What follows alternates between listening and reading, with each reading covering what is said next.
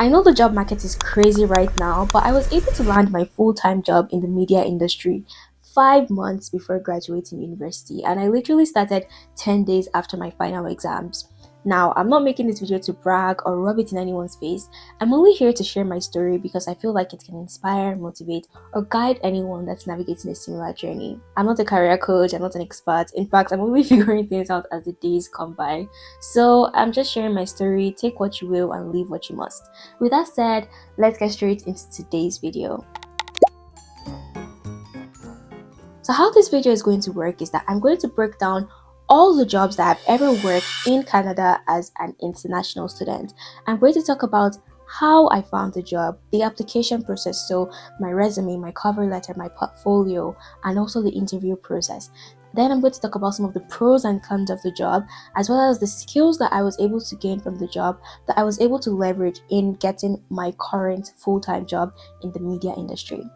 I hope you don't mind, but I'm also going to be doing some crochet while I tell you all of this. So the first job that I ever worked in Canada as an international student was as a proctor. A proctor is basically an exam invigilator. So what this job entailed was anytime there's an exam and I'm available, I pick up the shift. On the day of the exam, I go to meet the professor and get all the exam materials, and then I go to the exam room. I set up the room for the student and I let them in. I monitor them as they take their exams, make sure nobody's cheating, make sure they submit on time, and then I return all the scripts to the prof after the exam. So let's talk about how I found the job. I found it on a platform called Navigator. So this is a platform that's only open to students at Laurier University, and a lot of jobs are posted on there. So for the application process, I did not require like a resume, a cover letter, or even an interview. It was a very low barrier to entry kind of role. And the only thing that I really needed to do for this role was fill out a form. Then they add you to this course on your student platform, and then basically study for this proctor quiz. And after you're done studying, we take the proctor quiz online. It's open book, it's very easy, and once you pass it, you basically have yourself the proctor job. Let's talk about some of the pros of the job. It was very flexible in the sense that you pick shifts when you want. This was my first Canadian job, so it was great that it was a low barrier to entry job. The number one con of this job was that the income from the job can't really sustain anybody's lifestyle. Think about it. How many exams are students even writing in a semester? Another con of the job was that you literally had to fight for the shifts because they hired so many proctors that if you're not literally on the app when those shifts are posted, you're not going to get anything. But it was still like a great first job. I gained so many skills like collaboration, because sometimes you're proctoring a room with like 200 students, so they assign like four proctors. So you're obviously like learning to collaborate with people, teamwork, leadership, student engagement, handling confidential information, problem solving, and I think I enjoyed it for that reason. The second job that I ever worked as an international student in Canada was as a digital marketing intern at a luxury lingerie line in Toronto. I supported in all the efforts to promote the product and services of the company in the digital world. How did I get this job? Indeed, contrary to popular opinion, I actually found a job on Indeed. For my resume, what I put for this job was basically how I was a social media manager for my small business Estible Essence, which is my crochet business. I'd been managing like the social media at this point for like 3 years, and I actually learned a lot by just doing. So I put that on my resume. I also put that I produced a web series, so I understand a lot about like production coordination. There was a point where I was helping my mom with social media for her business, so I put that on my resume as well, social media manager. Then I also put like proctor, so they can know that okay, I have Canadian experience. And then I put that I was a freelance content creator. I also added a portfolio. So basically, in my portfolio, I attached all the videos that I had edited for my page, and also like stuff that created for brands. I created like a link tree, and I submitted the application on Indeed, and I got the email saying that I'd been invited for the interview. I was so excited, and I did the first interview. She basically asked me the standard questions, my experience with creating content, with video editing and all of that, and I spoke about it to the best of my ability. And then she gave me an assessment, which was basically to repurpose a video that was created for YouTube, repurpose it for Instagram. And I sent it back to her, and she was impressed by my work. And so I got the offer. The number one pro was that it was flexible. So I was able to work from home, and the only time that I really had to be in Toronto on site was when they had photo shoots, and then I would come on site to like capture content. But besides that, I was working from home. Now, my number one con for this job, which I hardly ever admit to anyone, is that it was an unpaid internship. And I don't admit this to people because they probably be like, Ayanfe, you're crazy. Like, why are you working for free? Because I really worked hard for this company. But at this point, I was applying to so many jobs and I wasn't hearing back. And I'm like, I really want to get digital marketing experience before I finish school. So I'm going to get this experience one way or the other, even if I have to work for free. And also, I felt like at the point, I was getting a lot of support from back home, from my mom, supporting me financially. So I had the privilege to take this job. I know not a lot of international students have that privilege. So I'm like, since I have this privilege, I might as well take advantage of it. And so that's why I worked my ass off for free. Now let's talk about some of the skills I gained at this job. First of all, a lot of skills relating to social media marketing, so creating content, video editing. I was really able to grow my portfolio at this company because I edited so many videos. I also learned about like content writing, writing blog, email marketing, and the stuff that I learned I've not only used in my career but I've also used in my business as well. The next job that I worked as an international student in Canada was as an international student leader at my university. International student leader is basically a mentor for incoming international students. As an international student leader, you get paired with hundreds of incoming students, typically from your home country. So during summer, I would send them emails saying, hey, I'm here, ask me questions if you need me. Sometimes I would have to have Zoom calls with some of the students, sometimes with their parents as well, and answer any questions that they have, just help them feel prepared for starting university. After the summer, amount of tasks that I had reduced because obviously students have started school, they don't really need that much anymore. When school started, what the role looked like was that I would have office hours every week. So office hours is basically a period when international students leaders select a slot in the week, they come into the international student office and they basically work as a receptionist. And then also during this period, my mentees can come into the office and ask me any questions that they have. It's office hours for my mentees, but I was basically functioning like a receptionist. And then also during like the school term, the international student leaders would also organize events for international students, and then also we would organize trips for international students. If you watched my vlog on like my last week of school, then you saw the Niagara Falls trip that I did with the international students. That was what the job entailed. How did I find this job?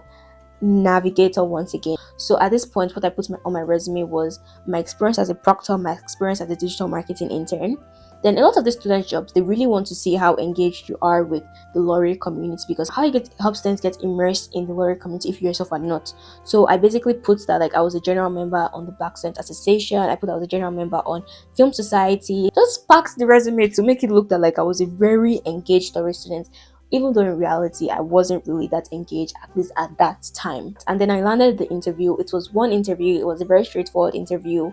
My supervisor basically was just asking about like my experience at Laurier, like I said, how involved I was in the community, and also like the resources at Laurier that I had used. Number one pro, it was also very flexible. The only thing that really required me to be in the office was my office hours, which was only once in a week, and then also like organizing events. I think another pro of this job was I got to engage with students from all different cultures, because all the international students leaders were from different parts of the world. So I was able to learn a lot about their cultures. I was able to come out of my shell because I'm very shy. One of the cons of this job was obviously like it was similar to the proctor job.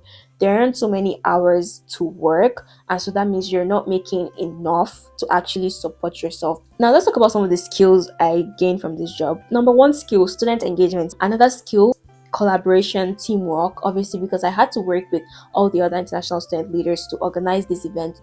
And I also gained a lot of like admin skills working as a receptionist. The next job that I worked as an international student in Canada was as a Laurier 101 summer student host. This was the most dynamic and diverse job that I ever did, because the tasks didn't look the same. So some of the things that this included was hosting webinars. Students could drop by and ask us like, oh, I don't know how to register, I don't know how to do this. So basically registration webinars, those were my favorite. We also hosted like some other virtual events, and then we also hosted some in-person events like Lead at Laurier, where students could come and experience life on campus during the summer before actually starting in the fall. And aside from all of those things, we also worked on like social media. So like we were basically in charge of the Laurier student success social media. So we'd create content for the page, and then we also were in charge of like doing tours for incoming students. And the last thing that we did was we also gave students calls just to check in, like, oh, I've seen that you haven't really registered for classes, do you need any help, blah blah blah blah blah, and just check in with them. So I'm sure I called over like 200 students during my time. So how did I find this job? Once again, navigator. I had my resume, my cover letter, and then one interview. So for my resume, I put my role as like a proctor. I also put my role as an international student leader, but then I also put my role as like a digital marketing intern. And then I got the interview. This was a group interview. I hate group interviews. They asked mostly questions about, the kind of services Laurier had and how much knowledge you knew about that. They also asked us like some of the ideas we had to engage incoming students. I actually made so much money from this job because of the amount of tasks that we had. It was also very flexible because it was hybrid. The only time I had to be in person was obviously when we had in-person events or we had to create content on campus. But besides that, it was kind of like work on your own time kind of thing. I don't think there was any con.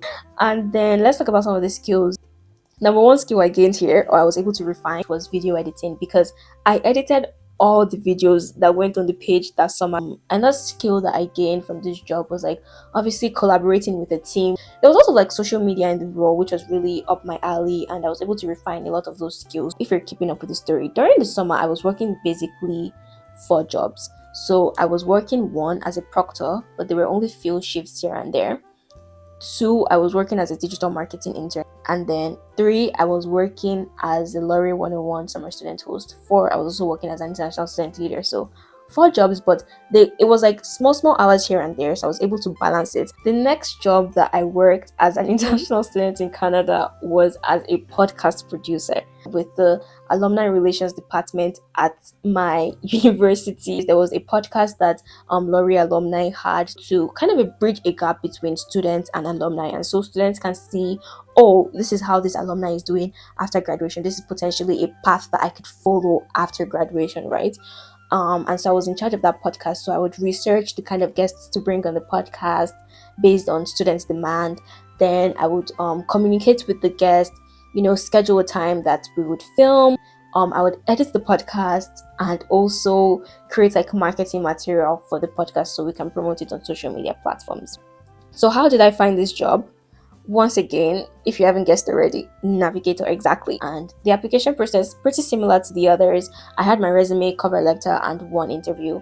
For my resume, I put my role as a producer because I produced the web series Nigeria Sisters, which is still available on my YouTube channel if you want to watch it. I put my job as a summer student host as well as an international student leader to show that I'm also very well immersed in the Laurier community.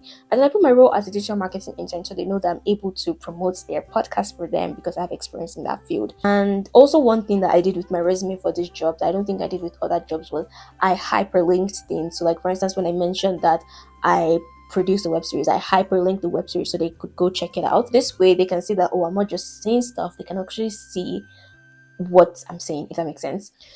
And then I landed the interview. It was with 2 guys that were my supervisors, and it was a pretty chill interview. They basically asked like, my understanding of like media productions. They asked if I had done a podcast before, and I'm like, no, but I have produced a show which is like even more stressful than producing a podcast. So if I can produce a show, I didn't say it like that, but I implied it's like, if I can produce a show, I can produce a podcast. And I also spoke about like my journey as a freelancer and how I interviewed people. And I think they actually did their due diligence before interviewing me because they had seen my YouTube channel. They had seen that, I interview people on my YouTube. They saw that like I create vlogs about Laurier and I'm painting a good light about Laurier on the internet already. So I think that's one of the reasons why they hired me. This was the first job that I had where I had so much independence. Like, this is my supervisors. I don't know if they trusted me or they were just nonchalant, but I just had so much power and so much creative freedom to drive the podcast in the way I wanted. And one of the things I was able to do during my time at this job was I transitioned the podcast from being audio only to actually having video, because how can a filmmaker be producing a podcast and to be audio only? I'm like, no, no, no, no, no. So I pitched the ideas to them and they're like, yeah, go ahead. And I basically oversaw the whole transition from finding the perfect filming spots to logistics with the guests to like all the, like, honestly, it was a whole lot, but I enjoyed it. I enjoyed the power I had. It was so beautiful, and I'm waiting for the day that I could wield that much power again. Con of the job, I feel like there was little guidance because I had so much independence because I was just thrown in the pool to figure out the role on my own. So it wasn't really structured. I created a structure for myself, but I kind of wish that there was a little bit more guidance from my supervisors. But I also appreciate independence, so win-win, I guess. Some of the skills, obviously, working independently was the biggest skill that I learned. Multitasking, I'm at different stages of production at the same time. From I'm doing pre-production, preparing for an interview with one guest, while doing post-production, which is like editing the interview, while doing distribution, which is basically posting the interview and marketing it, right? So I'm doing so many different areas of production all by myself. So a lot of multitasking in that sense. Now, the next job that I worked as an international student in Canada was as a kitchen staff. And you're probably like, Ayanfe, how do you go from being digital marketing intern, podcast producer to kitchen staff? Fun story. It was kind of like a day. We have this fine dining restaurant, low budget fine dining restaurant at my school, and they were hiring staff. And I'm like, what if I apply to work in a restaurant? And my friend is like, there's no way you can last working like a restaurant job. And I'm like, what do you mean? I can definitely do it. So I applied to be a waiter. But by the time I applied, they had already filled the spots for waiters. So they were like, we have some spots open in the kitchen. Or do you want to work in the kitchen? I'm like, I'm already here. So, let me take the job. And in the interview, I was like, yeah. I don't have any kitchen experience, but I have all this other experience. I'm a fast learner. If you show me how to cook something, I'll cook it. So you guys, that's how I landed the job. Oh. Let me tell you guys a funny story. My first day on the job was a training and I almost fainted. They were making us stand to learn how to cook every single thing on the menu. The kitchen was hot, I was dehydrated, I was standing right next to the grill, which was emitting so much heat. So, like, this whole side of my body was hot, and I think my body just couldn't handle it. We were standing for so long. At a point, I had to go and rest my body on the wall. They literally had to hold my hand to go and sit down. They gave me food and they sent me home. I thought I lost my job that day, but I still got shifts, so I'm like, okay, they still want me here. Some of the pros of the job: free food. I got 50% discount at the restaurant. So sometimes I'm hungry and I'm on campus and I can come and eat there for basically close to nothing. And another pro of the job was I met so many amazing people there. Like, just bonding over your poor working condition and how much you hate the job really creates such a solid connection between people. Even though it was a minimum wage job, the fact that I was able to work more hours because it was more consistent, so I was able to make money. Now that I look back, I'm thankful that I actually took the job, because it was through that job that I was able to support myself. When I got this job, as well as the podcast job, was in my the first semester of my fourth year, and at this point I was working 4 jobs. So I was first of all working as a proctor because I kept on renewing my contract. Then second of all, I was working as an international student leader. Thirdly, I was working as a podcast producer, and fourthly, I was working as a kitchen staff. I actually had a 5th job that I had to quit on the first week at a call center. So those are all the jobs I ever worked as an international student in Canada. Now let's talk about some of the jobs that I worked that were not really structured like jobs, but they were still jobs. The first one was I was hired as the VP of marketing for the Black Student Association of Laurier. I was in charge of everything marketing, promoting all the resources and events of the Black Student Association. The other one that I worked was as the director of marketing for Filmmakers of Laurier, which was a club at Laurier. Then another thing that I did was I was a producer at Oya Media Group. Basically, we produced a short film. It was an apprenticeship, so like a work study kind of program. So there were different streams in the cohort. So there was the producers, there were the directors, there were this tech stream, and so we all collaborated to work on the short film. And I did that simultaneously in my fourth year, so I was basically like in two programs at the same time. If you've watched up to this point and you've not subscribed, please go ahead and hit the subscribe button. I'm going to post so much more resources and tips that could help you in your journey. How did I exactly land a full-time role 5 months before graduating? In January of 2024, which was the second semester of my fourth year, I participated in a pitch competition. It was called The Verdict and it was hosted by I'm Doing It, which is a community that is dedicated to empowering Black youth. My team and I pitched this legendary marketing campaign for November to amplify their efforts in creating awareness for testicular cancer. It was a very interesting campaign, and my team, we pitched the most out of pocket idea, and guess what, we won 10k. But aside from winning the money, another thing that we won was the opportunity to interview at IPG Media Brands, which is one of the leading media and advertising agencies in Canada.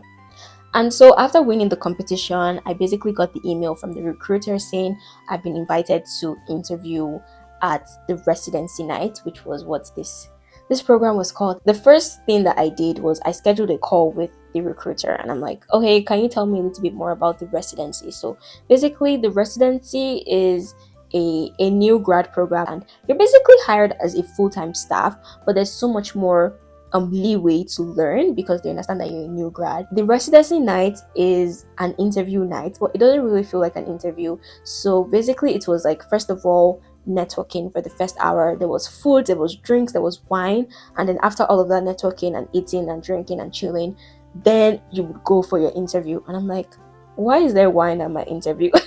I didn't drink before my interview, so I was just networking. And then when it was time for my interview, I went into the interview room. It was a very calm interview. This was the chillest interview I've ever done in my entire life. They didn't really ask me about the role I was even interviewing for. They basically just were asking me some random questions about like myself. The interview was so weird. I got out of the interview, I was feeling so demotivated. I was feeling so unconfident because I prepared so much for the interview. I prepared so many questions. I'm like, oh, these are typically the type of questions they ask. I prepared my answers, and they're just asking me these random weird questions.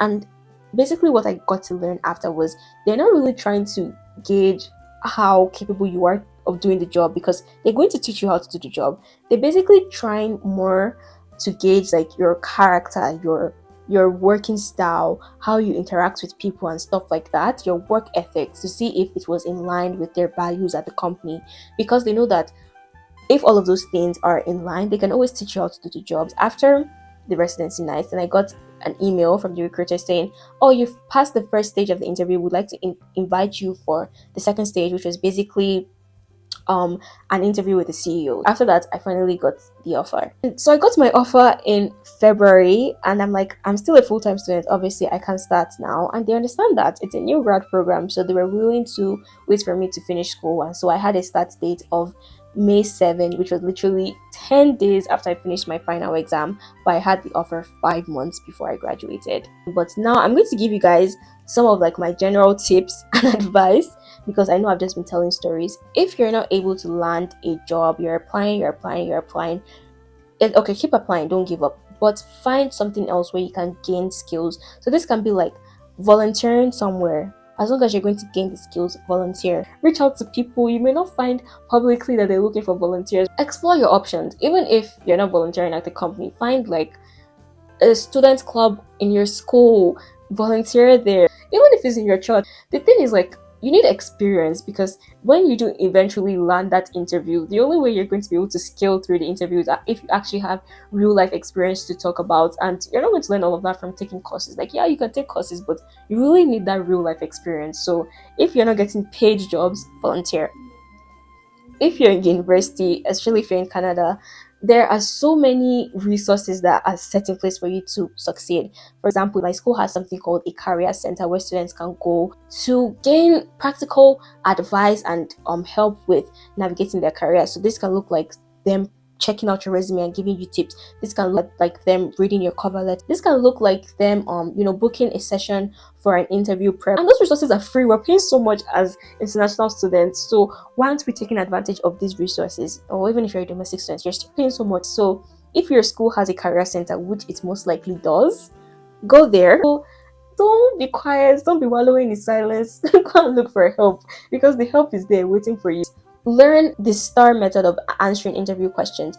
S stands for situation. When they ask you a question, you talk about the situation that applies to it, you talk about the task that was required for the situation, you talk about the action, and this was the action that I took in order to gain R results. And the second R is relevance. So how is this relevant to the question they ask you, or how is this relevant to the role that you're going to be playing? Go read up on the STAR method of answering interview questions. When you're creating a resume, you can't have one resume, but you can have a template, but you need to edit your resume based on the job you're applying for. So what I do is I look at the job description and I edit the bullet points on my resume based on that job description. I think that's all.